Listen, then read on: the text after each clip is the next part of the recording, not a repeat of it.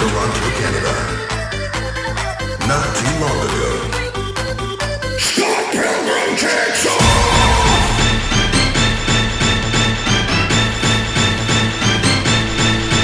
Welcome back everyone to another episode of the HB AV Club. On today's show, I'm going to be doing my first non-HB reviews. As I stated in one of my earlier episodes, I planned to occasionally review releases that were animated but not produced by the Hanna-Barbera studio, more or less just because they're releases that I am interested in and that I think deserve a bit of a signal boost. So, with that said, on this episode I will be talking about the recently released Scott Pilgrim Takes Off, the complete limited series, and the Looney Tunes Collector's Vault Volume 2, both on Blu-ray. Wallace, quick! What movie should I rent? You're banned from no account video. You owe like a gajillion dollars in late fees? Not the rental place. I'm using the World Wide Web. What should I rent? Something starring a hot guy. I think I need the name of a hot guy. Fine. Lucas Lee. Best chest in the business. Action Doctor. Let's hope there's a heaven. Thrilled to be here. Ooh, the game is over too! It's over a second time! That sounds fun! But are you waiting for the DVD? It's gonna take a bit. How long could it take? Based on the series of graphic novels produced by Brian Lee O'Malley, as well as its 2010 film adaptation, Scott Pilgrim Takes Off acts as a sequel to both and takes the story and its characters into unexpected and uncharted territory not previously explored in either of its antecedents. I'm sure a lot of people thought it was going to serve as another adaptation of the series of books, but creator O'Malley and series collaborator Ben David Grabinski preferred to not tread well-worn narrative ground and wanted to instead do something new with the concept that would engage them, as well as providing something new and interesting to the existing fanbase. When first approached, O'Malley was kind of uninterested, and he didn't want to do a straight retelling of the graphic novels that had no story or motivation. In 2020, O'Malley and Grabinski figured out what they wanted to do with it and pitched a story which starts as the same story but deviates at the fight with Patel. Universal Content Productions and Netflix greenlit the idea. The entirety of the original cast of the film returned to do the voices for their characters, adding a sense of continuity to the series that really works to its benefit. It's not like the series would lack legitimacy if they had to recast, but it's a wonderful thing that every single one of those actors was eager and excited to come back and reprise their roles. People like Michael Cera, Mary Elizabeth Winstead, Chris Evans, Brie Larson, Kieran Culkin, Aubrey Plaza, Jason Schwartzman, Anna Kendrick, and more. They've also added some new name voices to round out the already robust series cast. Universal Studios brings Scott Pilgrim Takes Off, the complete limited series, to Blu-ray on a single BD50 disc and a standard keep case with no slipcover or booklet insert. The audio provided for the disc is an English DTS HD Master Audio 5.1 track, and they've also included a Japanese DTS 5.1 track, which is unsurprising considering the series was produced by Science Saru in Japan. All 8 episodes of the series are included on the one disc and presented in their original 178:1 aspect ratio. The only bonus feature included are audio commentary tracks for each episode, which on a bad day, you'd probably hear me kvetching about, but here, I find surprisingly satisfying. Considering how rare getting audio commentaries is these days, it's kind of a treat actually. The show looks and sounds great, as most modern discs do, though I have heard some concerns online regarding the 0.1 LFE track with the HD Master Audio. That's the low frequency track. To be fair, I am listening on a soundbar, so I may be losing some of the more nuanced audio, so buyer beware here. No word yet on whether this is a widespread issue or if Universal has a replacement disc program in effect. If I hear something, I will mention it somewhere on the channel, but if you're a serious audiophile, I would suggest doing your homework before buying. The show itself is a blast. As a fan of the comics and the movie, I love how this series both expands and subverts the existing text. It does an amazing job of rounding out and deepening the emotional journeys of the cast of characters, and telling a story that is worthy of being a part of the Pilgrim canon. I've heard some grousing online about the thing not being a straight-up adaptation, but the internet is often a void of negativity when it comes to legacy IPs, so no surprises there. The animation by Science Saru is great. The whole reason this project happened is because O'Malley was asked if he'd want to do a Pilgrim anime with Science Saru, and he was like, hell yeah. The studio is known for various projects, but here in the West, their Star Wars Visions contributions and Dan to Dan are probably the most recognizable efforts. On several occasions, they were instructed to make a sequence look like anime, and they just went to town. It's a great collaboration, and I'm very happy it exists in the world. As for features, I mentioned the 8 commentaries earlier. Now, I'm a person who will purposefully not buy a disc if it lacks a commentary track, so it is huge to me that they went and recorded one for each episode. It would be nice to have had a making of or some videos of something else added, but I think these commentaries do a really good job of outlining the process of the making of the show over the course of the 4 hours that O'Malley and Grabinski talk about the series. Sure, having other perspectives would have been cool, but the tracks are solid, informational, and entertaining. I could complain about there not being more stuff, but I'm really grateful that they did what they did. I could easily see myself revisiting the commentaries sometime down the line. Overall, I think I would give Scott Pilgrim Takes Off, the complete limited series, an A. A part of me wants to give this set an A+, because I legitimately love it, but the lack of extra bonus features and the potential audio issue are making me hedge my rating a little bit. This is a 100% recommendation to purchase and own for fans, hardcore or casual, but I have to dock them to maintain the integrity of the rating system here. Now, moving on to the Looney Tunes Collector's Vault, Volume 2.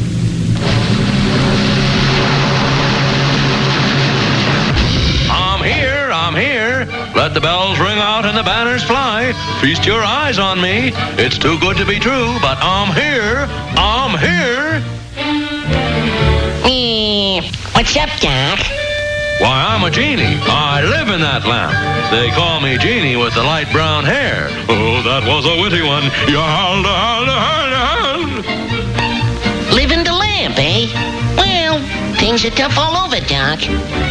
My little buck-tooth pal, I'll grant you a wish. Anything you want. I've got millions. Anything I want, eh? Well, how about one of those... Oh, no, they're much too small. Yeah, they're too little. How about one of Oh, those... no, they're too delicate. Too sensitive. Yeah, too sensitive. Oh, heavens to gimbals. No. Now cut that out! That's enough of that stuff. I got a wish coming and I wish for a carrot. Warner Archive continues their efforts to bring all of the classic Warner Brothers cartoons to Blu-ray with this second volume of the Collector's Vault. Previous to this, we had the 3 volumes of the Platinum Collection, and if you want to count it, the Bugs Bunny Collection, which I'm betting Warner's does count, since it was recently reissued without the limited edition packaging. Archive's efforts with these sets has always been to try and have a balance between bringing as many previously unreleased cartoons to market as they can and releasing HD upgrades of cartoons that have appeared on previous collections, such as the Looney Tunes Golden Collections or the Porky Pig DVD from 2017. With so many cartoons still waiting to be remastered and released, fans will often criticize these releases for any cartoons that are overlooked or not included, but I appreciate the desire by Warner Archive to presenting both and creating a growing and possibly someday comprehensive library of tunes on the Blu-ray format. All the shorts are presented in a 1.37 by 1 aspect ratio, preserving their original theatrical presentations, and the picture looks clean and sharp. Colors are vibrant and rich, and at the risk of sounding like a broken record on these reviews, this is the best these cartoons have probably ever looked. The Looney Tunes Collector's Vault Volume 2 comes to Blu-ray on 2 BD50 discs in a standard keep case with no slipcover or booklet insert. Each disc sits on its own spindle on either side of the case. The audio provided is an English DTS HD Master Audio 2.0 track, as well as English subtitles for the deaf and hard of hearing. Disc 1 contains 26 cartoons that have never previously appeared on DVD or Blu-ray, remastered with the care and quality you would expect from any Warner Archive release. Some are sourced from masters that Warner's was working on a few years ago, while 5 are brand new remasters produced specifically for this set. Those cartoons being Aladdin Is Lamp, Ain't That Ducky, The Daffy Duckaroo, Hop and Go, and I Taw a Puttycat. Disc 2 features 25 cartoons that are all appearing for the first time, remastered in HD on a WB cartoon collection. If you own any of the Golden Collection DVDs, you will probably recognize some or all of the shorts included here, but this is the first time they are being released in HD and on Blu-ray. So if you have only the previous BD sets, you won't already own any of these. It should be noted that there are some minor differences between the cartoons remastered by the mothership and those that were done by Warner Archive. Warner Brothers proper produce releases meant for the masses, so they will usually use processes that minimize grain and smooth out any of the rough edges on these older films. Warner Archive, however, strives to maintain the fidelity of the original source material and will preserve grain and minor cell inconsistencies. They will repair things that are the results of damage to the negative, but if it's shipped out of Termite Terrace with a minor flaw, Warner Archive will generally keep and preserve that flaw intact. Most people won't care about this, and all of the cartoons look really great, but it's worth noting for fans and purists who hate digital noise reduction. As for the cartoons themselves, they're great, and I'm thrilled to see the project continue. With over 50 cartoons included on this set, I'm not going to go through any of them individually, and I'll just say that I have been supporting Warner since the Golden Collections came out and will continue to support getting the whole library of shorts released to physical media. Even the mediocre ones are still pretty good, and the whole thing is an archival project worth doing. These films should be preserved, and I love that the team at Warner Archive has dedicated themselves to doing this. As far as special features go, as per usual, there's not much here, other than a few legacy audio commentaries with Michael Barrier, Greg Ford, and Eric Goldberg that were recorded for other releases. I love that they were included with this set, but I will always lament the fact that we don't get more. That said, at $37 Canadian, it's not going to break the bank to add this to your collection, and this is definitely one of those cases where the cartoons themselves being restored and released on physical media is almost bonus enough. At that price point, I don't know how much this set would appeal to the most casual of viewers, but it's right there in the name. This is the Collector's Vault, and these discs should 100% appeal to any lover of Looney Tunes or collector of animation. It also looks great next to that copy of Collector's Vault Volume 1 you have sitting on your movie shelf already. The Looney Tunes Collector's Vault Volume 2 get a solid A for being an excellent set with nice packaging and great presentation.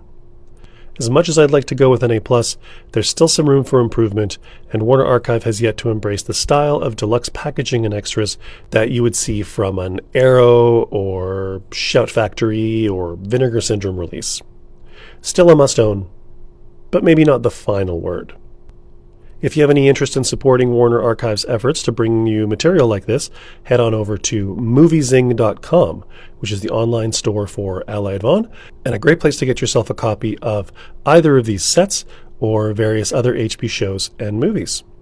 For transparency's sake, Allied Von provided me with the Blu-rays for this review, and my opinions and ratings are entirely my own. I would be curious to know what you all think about these releases, as well as this first non-HB installment of the series. So leave a comment, if you would, in the comment section of wherever you're getting your podcasts, or feel free to email me at scoobypodcast@gmail.com. If I get some good messages and comments, I may just read them on a future episode of the HB AV Club. I would also encourage you to like, share, and subscribe to the episode and show if you haven't already. Reviews are always great too, as they feed the algorithm and help get the podcast into the eyes and ears of anyone who might be interested in what I talk about here, but maybe don't yet know that I exist.